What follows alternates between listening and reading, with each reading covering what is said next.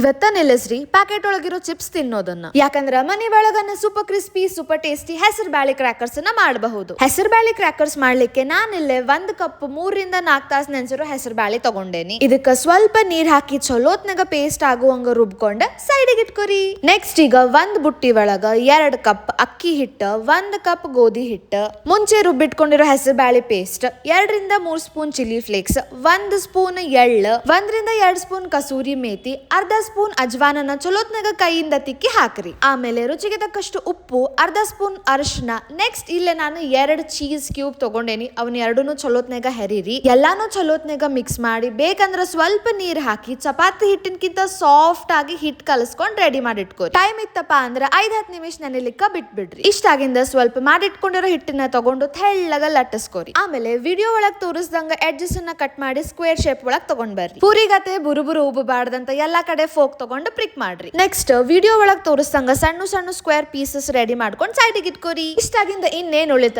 ಎಣ್ಣೆ ಬಿಸಿ ಮಾಡ್ರಿ. ಮಾಡಿಟ್ಕೊಂಡಿರೋ ಕ್ರ್ಯಾಕರ್ಸ್ ಅನ್ನ ಬಿಸಿ ಬಿಸಿ ಎಣ್ಣೆ ಒಳಗ ಕ್ರಿಸ್ಪಿ ಆಗೋತನ ಫ್ರೈ ಮಾಡಿದ್ರೆ ನಮ್ದು ಹೆಸರು ಬ್ಯಾಳಿ ಕ್ರ್ಯಾಕರ್ಸ್ ರೆಡಿ ಆಗ್ತಾವ. ಪೂರ್ತಿ ತಣ್ಣಗಾಗಿಂದ ಏರ್ ಟೈಟ್ ಡಬ್ಬಿ ಒಳಗ್ ಹಾಕಿದ್ರೆ ಆರಾಮ್ಸೆ 15 ದಿನ ಇಟ್ಕೊಂಡ್ ತಿನ್ಬಹುದು. ಬಹಳ ಈಸಿ ಅದ. ನೀವು ಟ್ರೈ ಮಾಡ್ತಿರಲ್ಲ.